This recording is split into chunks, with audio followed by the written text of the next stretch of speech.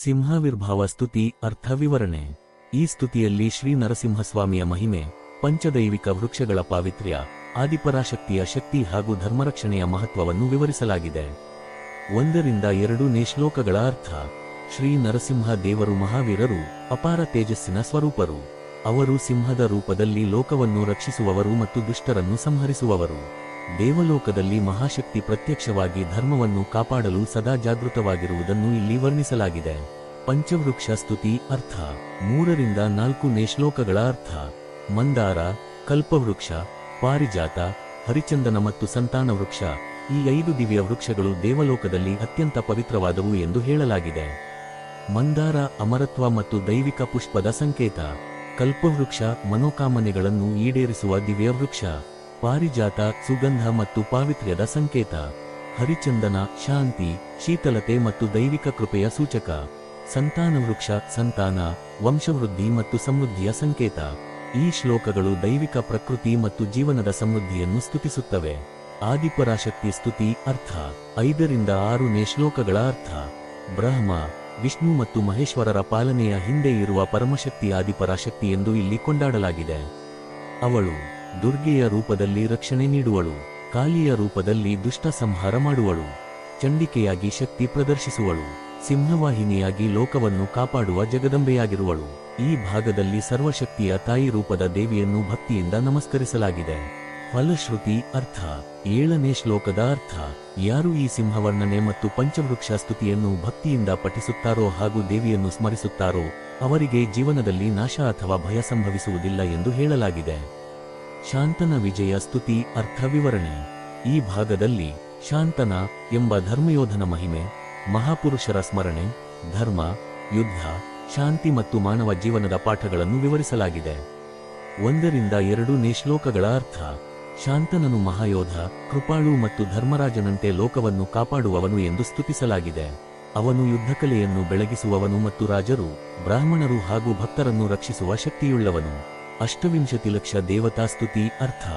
3-4 ಶ್ಲೋಕಗಳ ಅರ್ಥ. ಅಸಂಖ್ಯಾತ ದೇವತೆಗಳು ಮತ್ತು ಶಕ್ತಿಗಳು ಧರ್ಮವನ್ನು ಕಾಪಾಡುವ ಶಾಂತನನನ್ನು ಪ್ರಾರ್ಥಿಸುತ್ತವೆ. ದುರ್ಗಾ, ಕಾಳಿ, ಸರಸ್ವತಿ, ಲಕ್ಷ್ಮಿ, ಗೌರಿ, ಪಾರ್ವತಿ, ಶಿವ, ವಿಷ್ಣು ಮತ್ತು ಬ್ರಹ್ಮಾದಿ ದೇವತೆಗಳು ಧರ್ಮಪಾಲಕನನ್ನು ಗೌರವಿಸುತ್ತವೆ ಎಂಬ ಸಂದೇಶ ಇಲ್ಲಿ ಇದೆ. ಮಹಾಪುರುಷರ ಸ್ತುತಿ ಅರ್ಥ. 5-7 ಶ್ಲೋಕಗಳ ಅರ್ಥ. ಲೋಕಹಿತಕ್ಕಾಗಿ ತಮ್ಮ ಜೀವನವನ್ನು ಸಮರ್ಪಿಸಿದ ಮಹಾನ್ ವ್ಯಕ್ತಿಗಳನ್ನು ಇಲ್ಲಿ ಸ್ಮರಿಸಲಾಗಿದೆ. ಧರ್ಮದಲ್ಲಿ ಸ್ಥಿರರಾಗಿರುವವರು ಮಹಾನ್. ಯುದ್ಧಗಳಲ್ಲಿ ಜನರ ರಕ್ಷಣೆಗೆ ಜೀವತ್ಯಾಗ ಮಾಡಿದವರನ್ನು ಕೀರ್ತಿಸಲಾಗಿದೆ. ಸ್ವಾತಂತ್ರ್ಯ ಹೋರಾಟಗಾರರು ಮತ್ತು ಲೋಕನಾಯಕರನ್ನು ದಿವ್ಯಲೋಕಕ್ಕೆ ಸೇರಿದ ಮಹಾಪುರುಷರಾಗಿ ವರ್ಣಿಸಲಾಗಿದೆ. ಜೀವನದ ಶಿಕ್ಷಣ ಅರ್ಥ. 8-9 ಶ್ಲೋಕಗಳ ಅರ್ಥ. ಜೀವನವು ಸಂಘರ್ಷಪೂರ್ಣವಾದದ್ದು, ಆದರೆ ಧರ್ಮವೇ ಜೀವನದ ಆಧಾರ. ಈ ಶ್ಲೋಕಗಳು ಹೇಳುವ ಪಾಠಗಳು. ಪಾಪ ಮತ್ತು ಪುಣ್ಯದ ಜ್ಞಾನ ಅಗತ್ಯ. ದ್ವೇಷವು ವಿನಾಶಕ್ಕೆ ಕಾರಣ, ಸ್ನೇಹ ಮತ್ತು ಮೈತ್ರಿ ಸಮೃದ್ಧಿಗೆ ದಾರಿ. ಅಹಂಕಾರ ನಾಶವನ್ನು ತರುತ್ತದೆ, ಕ್ಷಮೆ ಮತ್ತು ಶಾಂತಿ ಸುಖದ ಮೂಲ. ಭವಿಷ್ಯದ ಪೀಳಿಗೆಗೆ ಸಂದೇಶ ಅರ್ಥ. 10-11 ಶ್ಲೋಕಗಳ ಅರ್ಥ. ಯುದ್ಧವು ಕೇವಲ ವಿನಾಶಕ್ಕಾಗಿ ಅಲ್ಲ, ಧರ್ಮ ಸ್ಥಾಪನೆಗಾಗಿ ನಡೆಯಬೇಕು. ಜನರು ಪರಸ್ಪರ ವಿಶ್ವಾಸದಿಂದ ಶಾಂತಿಯನ್ನು ಸ್ಥಾಪಿಸಬೇಕು. ಶಾಂತನನ ಪವಿತ್ರ ವಚನಗಳು ಮತ್ತು ತಾಯಿಯ ರಕ್ಷಣೆಯ ಆಶೀರ್ವಾದದಿಂದ ಭವಿಷ್ಯದಲ್ಲಿ ಧರ್ಮ ಮತ್ತು ಶಾಂತಿ ಸ್ಥಿರವಾಗಿರಲಿ ಎಂಬ ಸಂದೇಶವನ್ನು ನೀಡಲಾಗಿದೆ. ಕೊನೆಯ ಫಲಶ್ರುತಿ ಅರ್ಥ. 12 ಶ್ಲೋಕದ ಅರ್ಥ.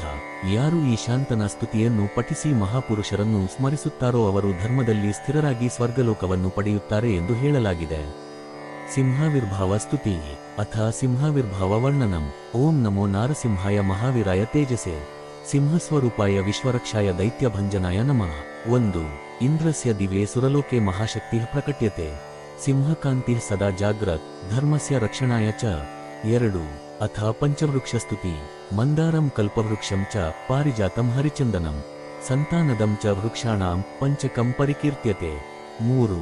ಅಕ್ಷಯಂ ಪುಷ್ಪಂ ಮಂದಾರಸ್ಯ ಸುಗಂಧಂ ಪಾರಿಜಾತತಃ ಸಂತಾನಾಯ ಹಿ ಸಂತಾನೋ ಹರಿಚಂದನಂ ಸುಶೀತಲಂ. 4. ಅಥ ಆದಿಪರಾಶಕ್ತ್ಯಾ ಸ್ತುತಿ. ಯಾ ಬ್ರಹ್ಮವಿಷ್ಣುಮಹೇಶಾನಾಂ ಪಾಲನಂ ದೈವತಂ ಸದಾ ಸರ್ವತ್ರ ಶಕ್ತಿರೂಪಾಯ ಆದ್ಯಾಶಕ್ತಿಂ ನಮಾಮ್ಯಹಂ. 5. ದುರ್ಗಾ ರೂಪಂ ಕಾಳಿ ರೂಪಂ ಚಂಡಿಕಾಯಾ ಮಹೇಶ್ವರಿ ಸಿಂಹವಾಹ ಜಗದ್ದಾತ್ರಿ ಸರ್ವರಕ್ಷಾಯೈ ನಮೋ ನಮಃ. 6. ಅಥ ಫಲಶ್ರುತಿ. ಯಃ ಪಠೇತ್ ಸಿಂಹವರ್ಣನಂ ಪಂಚವೃಕ್ಷಾಣಿ ಚಿಂತಯೇತ್ ಸರ್ವಶಕ್ತಿಂ ಸ್ಮರೆತ್ ದೇವೀಂ ಸ ನಶಿಷ್ಯತಿ ಕರ್ಹಿಚಿತ್. 7. ಶಾಂತನ ವಿಜಯ ಸ್ತುತಿ. ಅಥ ಶಾಂತನಸ್ಯ ಮಾಹಾತ್ಮ್ಯಂ. ಓಂ ನಮಃ ಶಾಂತನಾಯ ಮಹಾಯೋಧಾಯ ತೇಜಸೆ ವಿಶ್ವಯೋದ್ಧೃತ ಕೃಪಾಲೋ ಧರ್ಮರಾಜಾಯ ನಮೋ ನಮಃ. 1.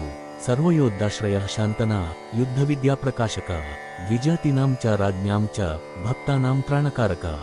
2. ಅಥ ಅಷ್ಟವಿಂಶತಿಲಕ್ಷದೇವತಾಸ್ತುತಿ. ಕೋಟಿಶಃ ದೇವತಾಃ ಶಕ್ತಯಃ ಜಗದಾಧಾರಭೂತಯಃ ಶಾಂತನಂ ಪ್ರಾರ್ಥಯಂತಿ ತೇ ಯೋ ಧರ್ಮಸ್ಯ ಪ್ರತಿಪಾಲಕಃ. 3. ಕಾಲೀಂ ದುರ್ಗಾಂ ಸರಸ್ವತೀಂ ಲಕ್ಷ್ಮೀಂ ಗೌರೀಂ ಚ ಪಾರ್ವತೀಂ ಶಿವಂ ವಿಷ್ಣುಂ ಚ ಬ್ರಹ್ಮಾಣಂ ತೇ ಸರ್ವೇ ಶಾಂತನಂ ಭಜಂತಿ. 4. ಅಥ ಮಹಾಪುರುಷಾಣಾಂ ಸ್ತುತಿ. Homage to great souls. 2017 ವರ್ಷೆ ಯಃ ಲೋಕಹಿತಂ ಕರೋತಿ ಸ್ವಧರ್ಮೇ ಸ್ಥಿತ್ವಾ ಪ್ರಯಾತ ಸಾ ಶಾಂತನಂ ನಮತಿ ಸದಾ. 5. ಯುದ್ಧೇಷು ಜೀವನದಾನೆ ಚ ಶಾಂತನಃ ಪ್ರೇರಯತೆ ಜನಾನ್ ಸ್ವತಂತ್ರತಾ ಯೋದ್ಧಾರ ನಾಯಕಾಶ್ಚ ಜಗತಿ ಕೀರ್ತಿತಾಃ. 6.